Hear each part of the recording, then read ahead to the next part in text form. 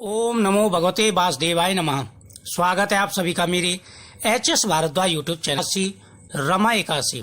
यह बड़ी एकादशी है। इस दिन आप संतान प्राप्ति के लिए, धन प्राप्ति के लिए उपाय भी कर सकते हैं और साथ ही इस कथा का विशेष महत्व है। एकादशी के इस व्रत का विशेष महत्व है। एकादशी कृष्ण पक्ष की हो या शुक्ल पक्ष की, दोनों ही समान है। तो सुबह तो सर्वप्रथम सूर्यदेव को अर्घ्य देना है। उसके बाद भगवान कृष्ण जी की पूजा करनी है, यानी लड्डू गोपाल जी को स्नान कराना है। लड्डू गोपाल जी को एकादशी के दिन स्नान कराने का विशेष महत्व है। जिन दंपतियों को संतान प्राप्ति नहीं हो पा रही है वह उस जल का पान भी करें, साथ ही संतान गोपाल मंत्र का जाप भी करें। विशेष महत्व है। मंत्र में दिया हुआ है, स्क्रीन पर लिख लें और भगवान के सामने संकल्प करें व्रत का, फिर इस कथा को सुने। धर्मराज युधिष्ठिर कहने लगे कि हे भगवान, कार्तिक कृष्ण एकादशी का क्या नाम है, इसकी क्या विधि है और इसके करने से क्या फल प्राप्त होता है, सो आप विस्तार पूर्वक सुनाइए। भगवान श्री कृष्ण बोले, हे राजन, कृष्ण पक्ष की एकादशी का नाम रमा एकादशी है। यह बड़े बड़े पापों का नाश करने वाली है। प्रसंग बस इसका महत्व मैं तुमसे कहता हूँ। प्राचीन काल में मुचकुंद नाम का एक राजा राज्य करता था। उसकी इंद्र के साथ मित्रता थी और साथ ही यम, कुबेर, वरुण और विभीषण के साथ मित्रता थी। यह राजा बड़ा धर्मात्मा तथा विष्णु भक्त था, साथ ही न्यायपूर्वक राज्य किया करता था। उस राजा की कन्या थी जिसका नाम चंद्रभागा था। उस कन्या का विवाह चंद्रसेन के पुत्र शोभन के साथ हुआ। एक समय शोभन अपने ससुर के घर आए और उन्हीं दिनों जल्द ही पुण्यदायिनी रमा एकादशी भी आने लगी। जब व्रत का दिन समीप आ गया तो चंद्रभागा को अत्यंत सोच उत्पन्न हुआ कि मेरे पति बहुत दुर्बल हैं और मेरे पिता की आज्ञा अति कठोर है।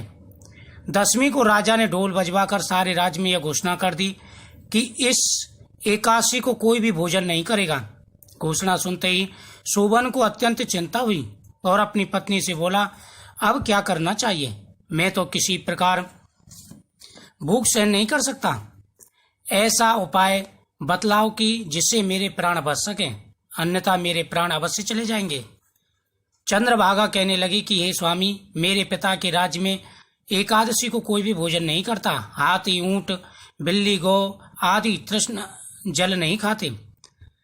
फिर मनुष्यों की तो बात ही क्या है। यदि आप भोजन करना चाहते हैं तो किसी दूसरे स्थान पर चले जाइए, क्योंकि यदि आप यहाँ रहोगे तो अवश्य ही व्रत करना पड़ेगा। ऐसा सुनकर शोभन कहने लगा कि हे प्रिय, मैं अवश्य व्रत करूंगा, जो भाग्य में होगा वह देखा जाएगा। ऐसा विचार कर उसने व्रत किया और वह भूखा व प्यास से अत्यंत पीड़ित होने लगा।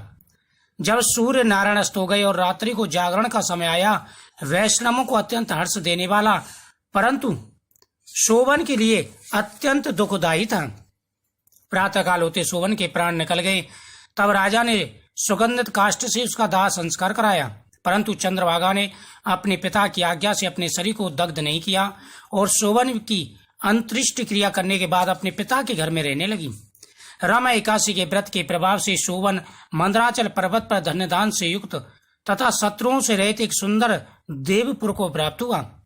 वह अत्यंत सुंदर रत्न और वैदू मणि जड़ित स्वर्णों के खम्भों पर निर्मित अनेक प्रकार की स्फटिक मणि से शोभित भवन में सिंहासन पर आरोहण, श्वेत चट और चमर, मस्तक पर किरीट, कानों में कुंडल धारण किए हुए शोभायमान हो रहा था।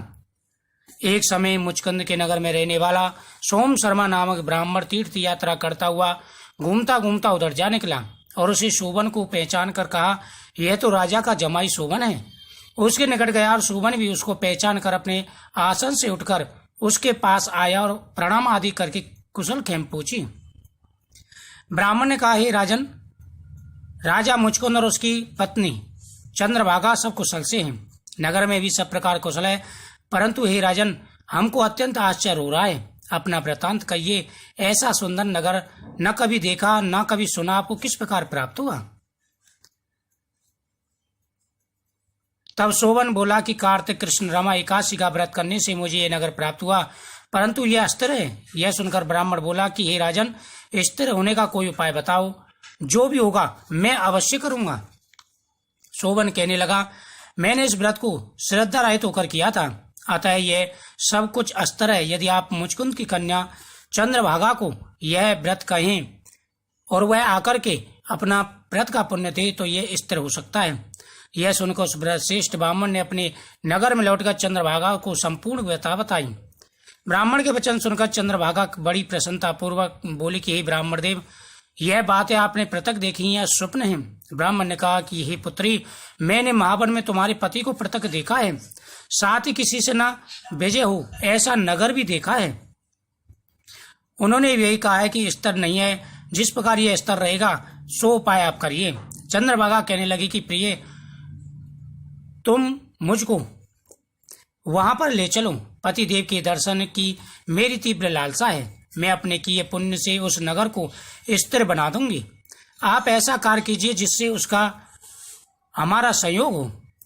सोम शर्मा यह बात सुनकर चंद्रभागा को साथ लेकर मंदराचल पर्वत के समीप वामदेव ऋषि के आश्रम में गया। वामदेव ऋषि ने उसकी बात सुनकर वेद मंत्रों से उज्जवलित तिलक द्वारा चंद्रभागा का अभिषेक किया।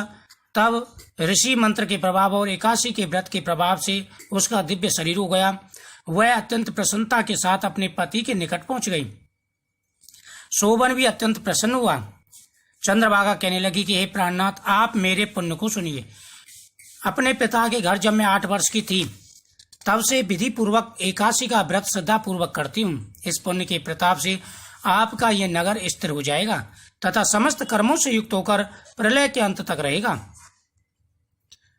इसके पश्चात चंद्रभागा दिव्य रूप धारण कर तथा दिव्य आभूषणों व वस्त्रों से सुसज्जित होकर अपने पति के साथ रहने लगी। शोभन भी आनंद पूर्वक रहने लगा। हे राजन, यह मैंने रमा एकादशी का महत्व तुमसे कहा। जो मनुष्य इस व्रत को करते हैं उनके ब्रह्म इत्यादि समस्त पाप नष्ट हो जाते हैं। कृष्ण पक्ष और शुक्ल पक्ष दोनों एकादशियां समान हैं। जो मनुष्य इस महत्व को पढ़ते सुनते हैं उनके समस्त पाप दूर होकर विष्णु लोक की प्राप्ति होती है। यह एकादशी बड़ी एकादशी है। इस दिन ओम नमो भगवते वासुदेवाय नमः मंत्र का जाप करना चाहिए। निसंतान दंपति को संतान गोपाल मंत्र का जाप करना चाहिए। देव की सुत गोविंदम वासुदेवम जगतपते देहि में तनम कृष्णम त्वामहं शरणं गतः। अगर किसी को कोई परेशानी है या स्वास्थ्य में कोई परेशानी है तो उनको भगवान को तुलसी पत्र अर्पण करने चाहिए और उन तुलसी पत्तों का प्रसाद के रूप में ग्रहण करना चाहिए। इस दिन व्रत का संकल्प जरूर करना चाहिए। व्रत का संकल्प करने से उसका पुण्य फल प्राप्त होता है। यह एकादशी बड़ी एकादशी है। इस दिन जो भी उपाय करेंगे भगवान विष्णु की पूजा और इस दिन पितरों के नाम से भी तर्पण आप कर सकते हैं। साथ ही गौ माता की पूजा करने का भी विशेष महत्व है। तो एकादशी का व्रत अवश्य करना चाहिए। इससे सभी मनोकामनाएं पूरी होती हैं। आप इस वीडियो को ज़्यादा से ज़्यादा शेयर करें, चैनल को सब्सक्राइब करें, बगल में बेल आइकन बटन को जरूर दबाएं हर वीडियो का नोटिफिकेशन पाने के लिए।